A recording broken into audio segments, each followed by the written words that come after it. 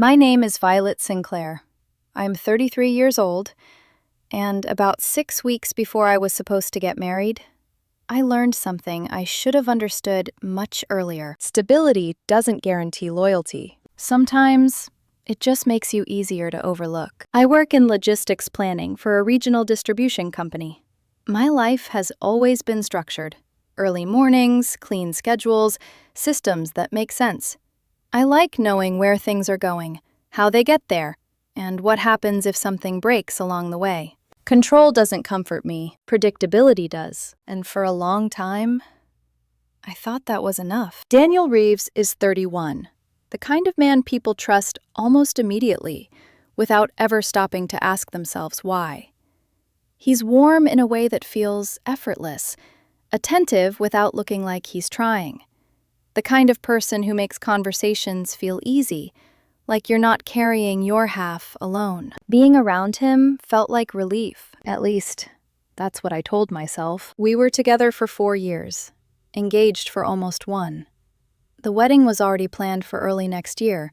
We lived together in a condo I owned, something I bought years before I met him. Looking back, I think that detail mattered more than I realized. Daniel liked stability too. He just didn't like being compared to it. At first, things were balanced, or at least, they felt that way. But over time, something shifted. Not all at once, not in a way you could point to and say, this is the moment everything changed. It was smaller than that. Subtle.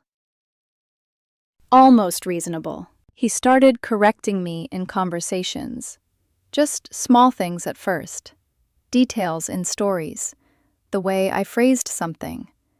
The kind of correction that made it sound like he was helping, but always left me feeling slightly off balance. Then came the jokes. Not cruel enough to call out. Not harmless enough to ignore. If Violet wasn't so organized, she'd probably forget her own birthday. People would laugh.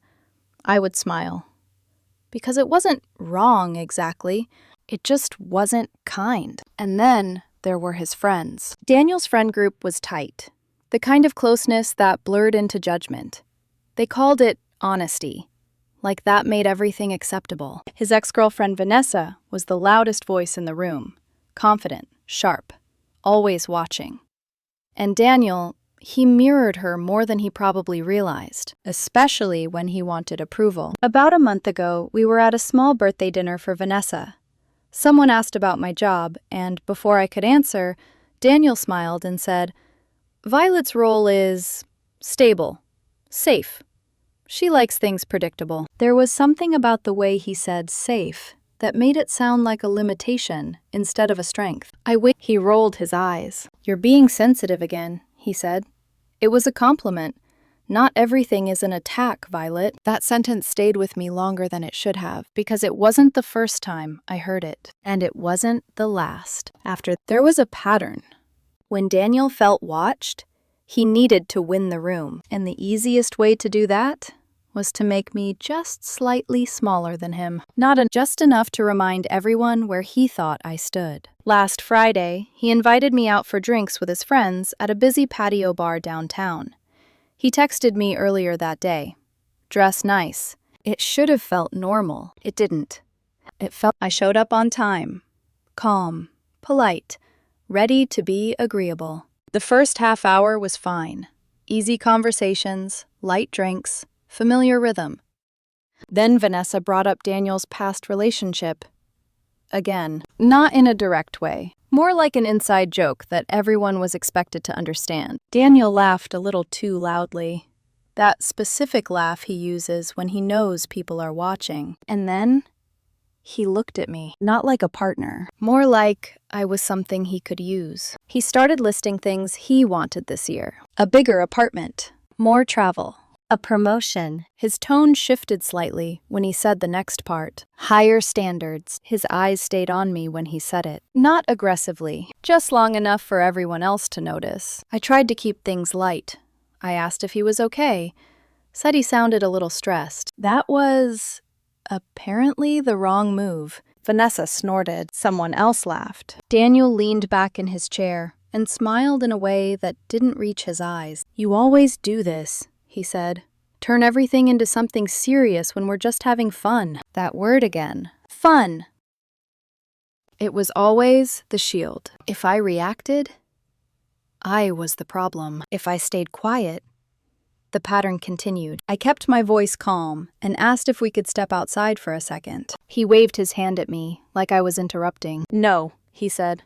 "We're not doing that." And then he turned back to his friends and started telling a story about me, a story I had never heard before. He talked about a work event of mine, said I had been nervous, said he had to manage me the whole night, that I couldn't handle professional settings without him guiding me through it. The details were wrong, exaggerated, carefully adjusted to make him look like the stronger one. The punchline was simple. I can't really bring Violet to serious events. It's just not her environment. People laughed.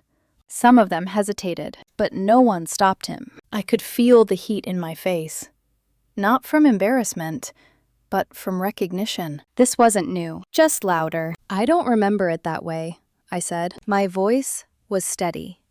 No edge, just truth. Daniel tilted his head slightly, like he was dealing with a child who didn't understand. "It doesn't matter how you remember it," he said.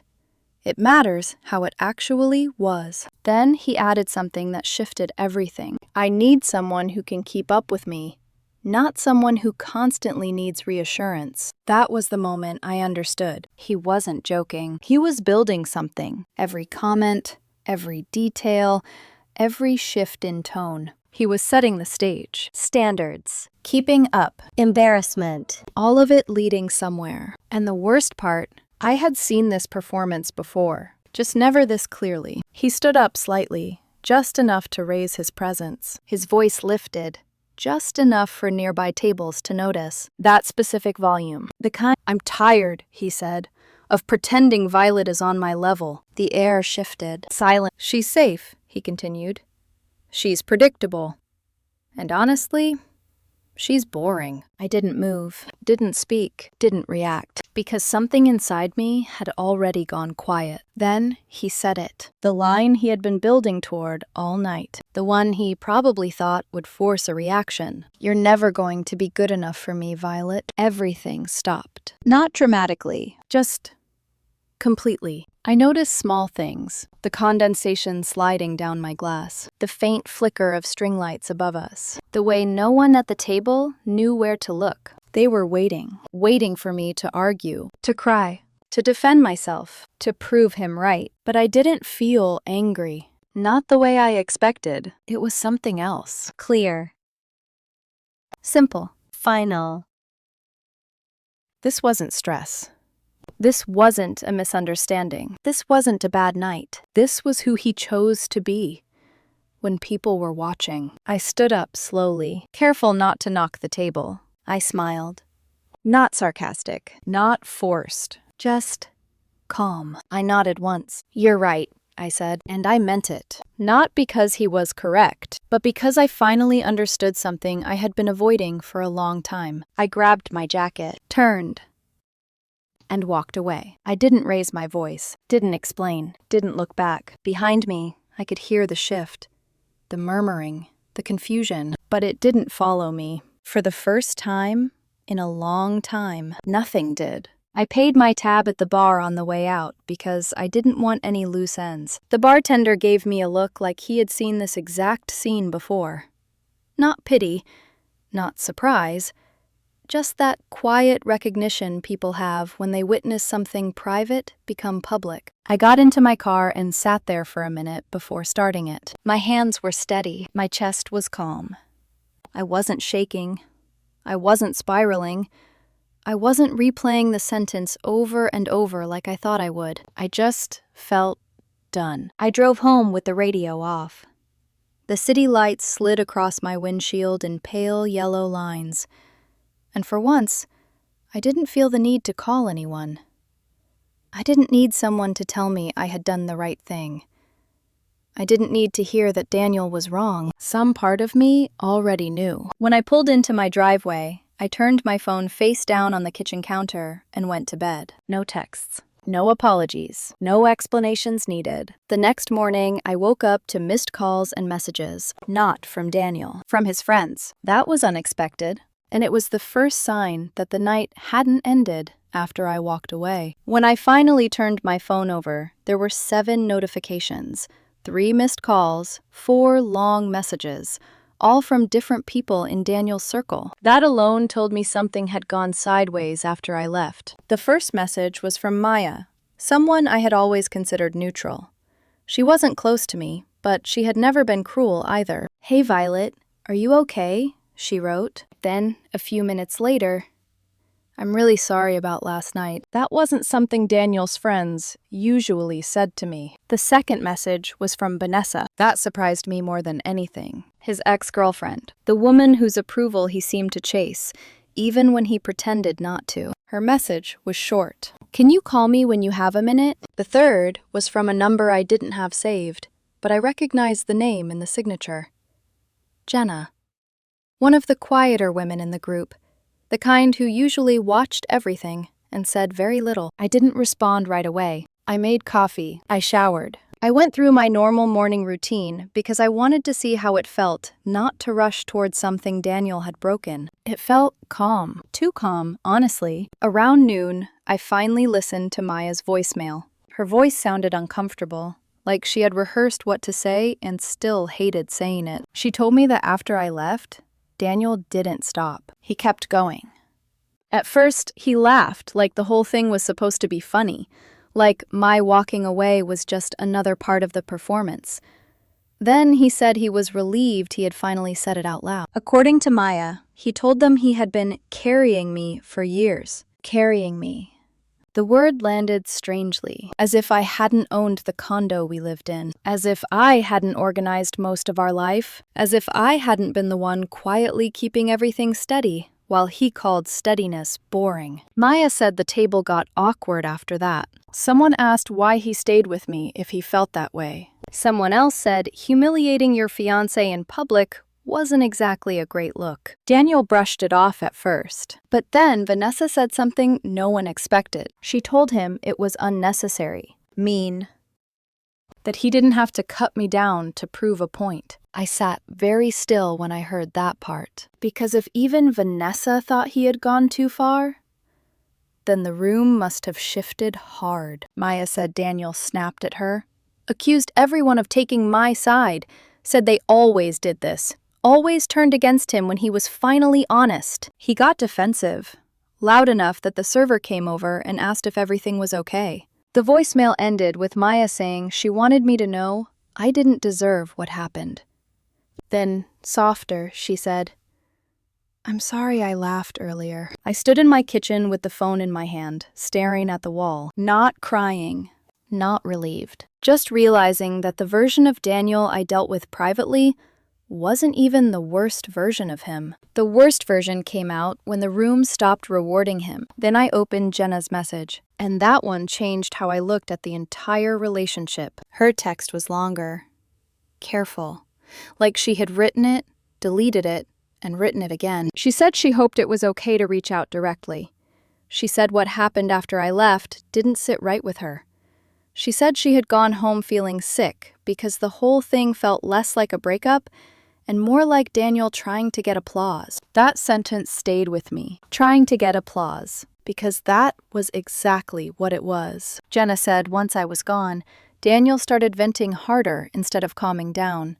He kept repeating that he had finally put me in my place, that it was overdue, that he deserved more than safe little Violet and her checklists. Then came the part that made my stomach go cold. Daniel said he had already been talking to someone from work, a woman named Marissa. He said it casually, like it was obvious, like it justified everything. At least she understands ambition, he told them. Jenna said the mood fully shifted after that. One of the women asked how long that had been going on. Daniel avoided the question. Someone else asked if I knew. He shrugged and said, "She wouldn't handle it anyway." I read that line 3 times, not because it hurt more than the bar, but because it explained the bar. Daniel hadn't exploded out of nowhere. He had been preparing a moral exit. He needed me to look small enough that replacing me seemed reasonable. Vanessa told him he was being cruel, and messy. That this wasn't confidence. It wasn't honesty. It was just humiliating someone who trusted him. Daniel didn't take that well. He accused them of being jealous, said they were projecting because they were stuck while he was evolving. Jenna said people started paying their tabs early after that, making excuses, leaving one by one. Before they split up, Daniel tried calling me several times. When I didn't answer, he joked that I was sulking and said I'd come back once I cooled off. Jenna said nobody laughed. That was when something clicked. Daniel never thought I would actually leave. The public blow-up wasn't meant to end us. It was meant to scare me into trying harder, to make me apologize, to make me prove I could still be useful. My exit broke the script. I didn't respond to Jenna right away. I needed to sit with it. Not because I missed him, but because I was rewinding 4 years in my head and seeing all the moments I had softened, explained, justified, and swallowed. The comments, the jokes, the small corrections, the way he acted wounded whenever I asked for basic respect, the way he made my calmness feel like a flaw. That afternoon, Daniel finally texted me, not an apology, not concern, not even confusion, just one sentence that told me exactly how he saw the situation. You really embarrassed me last night. I read it twice. Then the rest came in. You could have at least talked it out instead of storming off like that. Let me know when you're ready to act like an adult. I stared at the screen and felt nothing. No spike of anger, no urge to defend myself. It was almost impressive how cleanly he flipped the roles. He publicly humiliated me, then privately scolded me for leaving. I didn't reply. I went back to work tickets, emails, and delivery schedules. I let my phone sit beside my laptop like it belonged to someone else. A few minutes later, he called. I let it ring. Then another call. Then a message. We need to fix this before you make it worse. That was the phrase that sealed it. Not before we talk. Not before I apologize. Not before I explain. Worse for him. Worse for the version of the story he wanted to keep. That evening, Vanessa called. I almost didn't answer. Curiosity won. Her voice sounded tired in a way I hadn't expected. Less sharp. Less polished. She said she wanted to be upfront because she felt complicit. She told me Daniel had been complaining about me for months in their group chat, framing me as rigid, emotionally closed off, too practical, too boring, too hard to impress. He was laying groundwork, she said quietly. I didn't realize that's what it was until last night. I sat down slowly. Vanessa told me that after I left, she said to him, if any man had spoken to me like that in public, I would have walked out too. Daniel laughed. He said I would cool down and come back, because I always did. There was a pause after Vanessa said that. Then she added, but this time felt different. She was right. It was different, because I wasn't trying to win back his softness anymore. I had finally seen the cost of it. After the call ended, I blocked Daniel's number. Not dramatically, not with shaking hands. Not with some final message meant to wound him back. I just removed the access. We didn't share children. We didn't share finances. The condo was mine. The bills were in my name. There was nothing tying us together except habit, history, and the version of him I kept hoping would come back. Later that night, one last message slipped through on a social app I had forgotten to mute. It was Daniel. Short. Defensive. Still certain. You really think you can just walk away and be fine? Good luck with that. I didn't respond. I deleted the app from my phone. Then I slept better than I had in months. The next few days were quiet, in a way that felt unfamiliar. Not empty, just undisturbed. There was no constant checking of my phone, no rehearsing conversations in my head before they happened.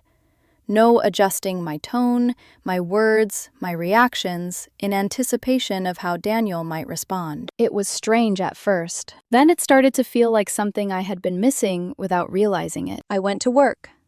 I went to the gym. I cooked meals in my own kitchen without thinking about whether he would like them or dismiss them or make a comment that sounded harmless but lingered longer than it should. On the third day, the messages started coming from people I didn't expect. Not dramatic, not intrusive, just Small acknowledgments. I hope you're okay. That was hard to watch. You handled that better than most people would have. Each one chipped away at something I hadn't fully named yet. The version of reality Daniel had been building around me. The one where I was overly sensitive. Difficult. Not enough. Maya asked if we could meet for coffee. I said yes. Not because I needed reassurance, but because I wanted to understand how visible this had been from the outside. We met at a quiet cafe near my office.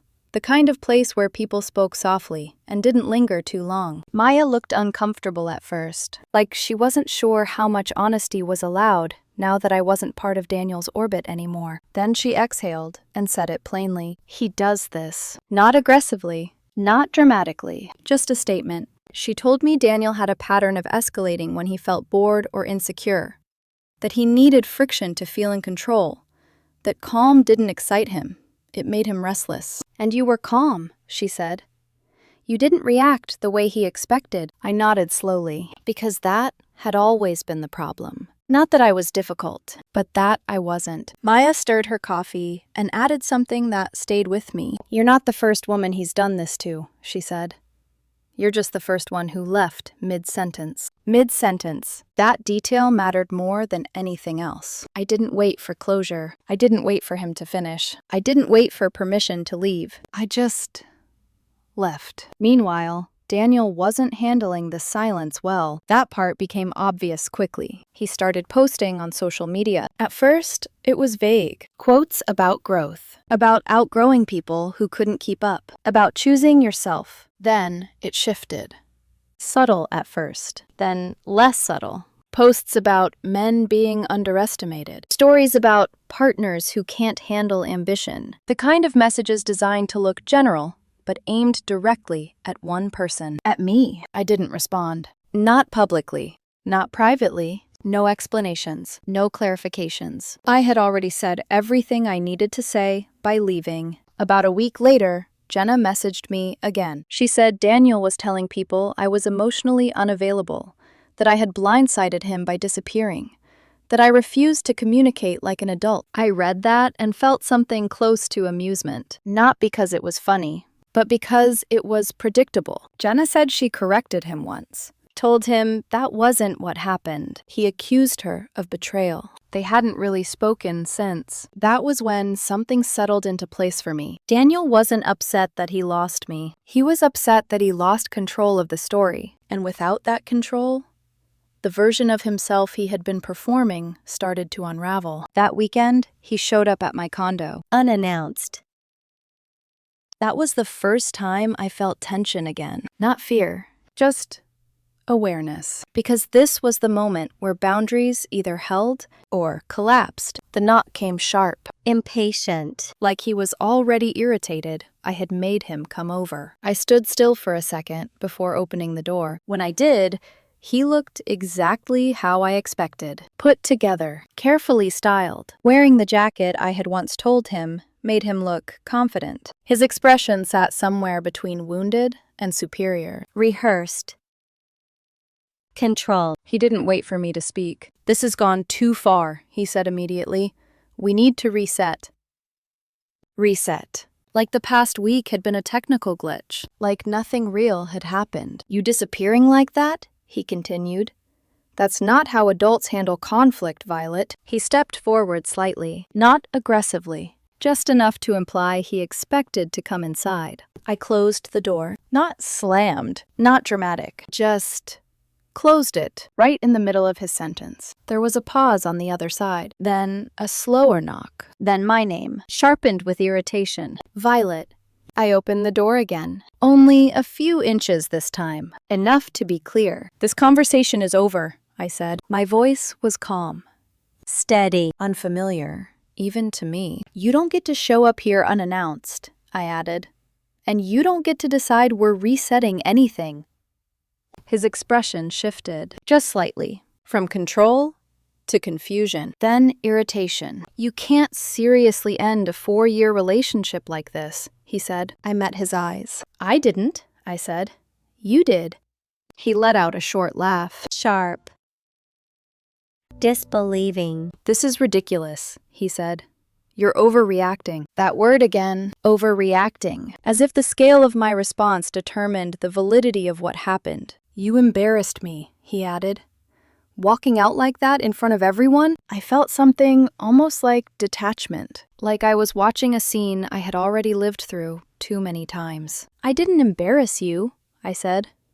I removed myself. That's the same thing, he snapped. No, I said quietly. It's not. There was a brief silence. Then he shifted tactics. His voice softened slightly, lower. Measured. You're really going to throw away 4 years over one sentence? One sentence. I held that thought for a second, because that's what he needed it to be. Small. Isolated. Convenient. It wasn't one sentence, I said. It was a pattern. That sentence just made it impossible to ignore. He shook his head like I was missing something obvious. You're proving my point, he said. You can't handle pressure. You shut down instead of working through things. I felt the old instinct rise for a split second. The urge to explain, to clarify, to make him understand. And then it passed. I'm not shutting down, I said. I'm done. That word landed differently. Final. Not emotional, not reactive. Just finished. His jaw tightened. You owe me a conversation, he said. I shook my head once. I don't owe you access, I replied. That was the moment something in him snapped. Not loudly, not explosively, but visibly. You're being ridiculous, he said. You're going to regret this. Maybe I would have. A week ago. A month ago. Before I saw everything clearly. I won't, I said. He stared at me for a second, trying to find the version of me that would bend, that would soften, that would try to fix what he broke. She wasn't there anymore. You're proving exactly what I said, he muttered. You don't fight for anything. I held his gaze. This is me fighting, I said. Just not for you. That was the last thing I said. I closed the door again. This time, I didn't open it. I leaned back against it for a few seconds, listening. His footsteps didn't move right away. Then they did. Slow. Measured. Fading down the walkway. 10 minutes later, my phone buzzed. A message from Maya. Did he come by your place? I stared at the screen, then replied with one word. Yes. She responded almost immediately. He tried Vanessa's first, then Jenna's. I exhaled slowly, not surprised, just aware. Aware of how close I had been to staying in something that only worked if I agreed to be smaller. There was only one thing left to do, not emotionally. Logistically, I blocked him everywhere I hadn't already. Phone, social apps, email. I changed the access code to my building garage. I told the front desk not to buzz him in if he showed up again. None of it felt dramatic. It felt practical. Like locking a door after realizing someone keeps testing the handle. And just like that, there was nothing left for him to reach. The fallout kept happening without me. That was the strange part. I didn't have to defend myself. I didn't have to correct anything. I didn't have to explain the version of events Daniel was trying to rewrite. It all kept moving.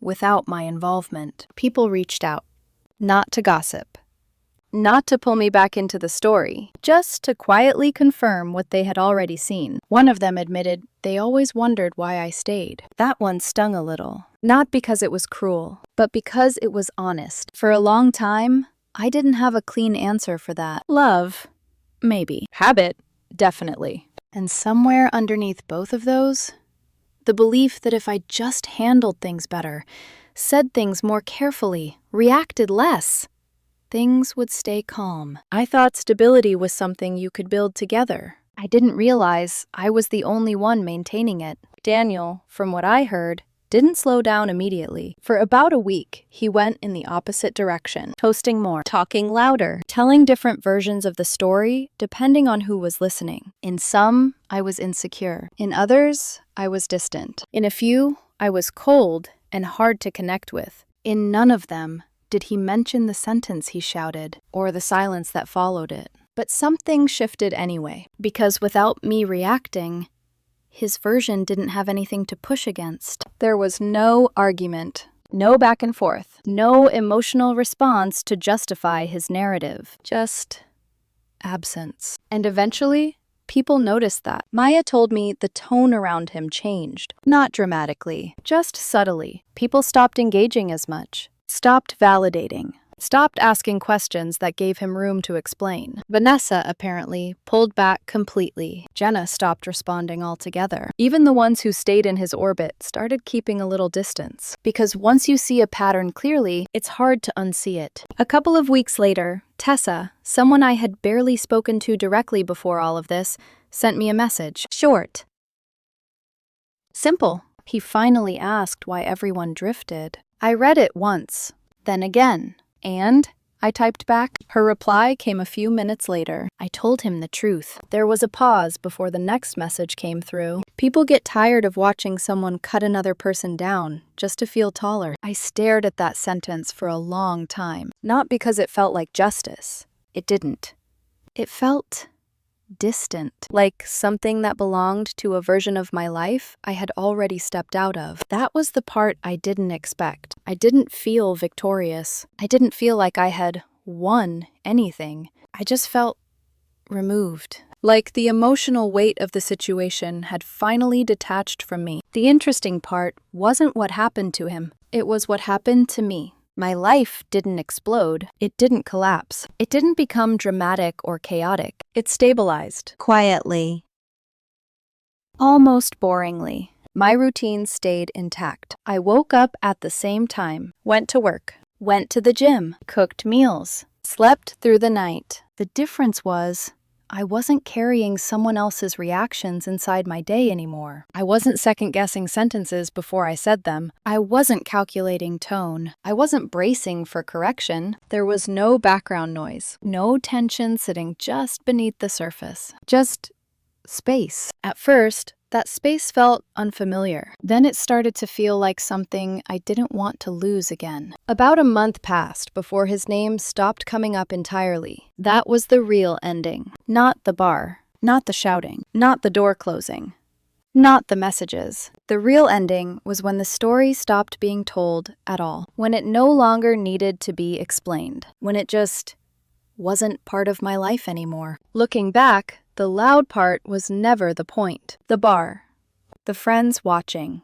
The sentence he shouted. That was just the moment everything became visible enough that I couldn't pretend anymore. What actually ended the relationship was quieter. It was realizing how much I had been adjusting myself to avoid setting him off. Choosing words carefully. Letting comments slide. Laughing things off so a night wouldn't derail. I was doing maintenance on someone else's ego. And calling it compromise. When he said I would never be good enough for him, he accidentally told the truth. Not about me. About how he saw me, not as a partner, as something temporary. Something adjustable. Something that needed to be shaped into what he wanted. Until something better came along. Smiling and walking away that night, it wasn't confidence. It was relief. The messages from his friends afterward didn't matter as much as I thought they would. They didn't validate me. They confirmed something I already knew. I wasn't wrong. I wasn't overly sensitive. I was just late. Late to see it. Late to act on it. I don't hate him. I'm not rooting against him, but I'm done trying to be impressive to someone who only feels tall when I'm smaller. Walking away didn't make me stronger overnight. It didn't fix everything. It didn't suddenly make me immune to doubt or second guessing. It just stopped the erosion. If there's anything I would say now, it's simple. Pay attention to how someone treats you when there's an audience. That's the version of themselves they're most comfortable showing. And if someone ever tells you that you're not good enough for them, believe them. Not because they're right, but because staying after that means agreeing with them. I drove away that night without knowing what came next. I thought it would be complicated, Messy. heavy. It wasn't. What came next was quiet. Stable. And finally, mine.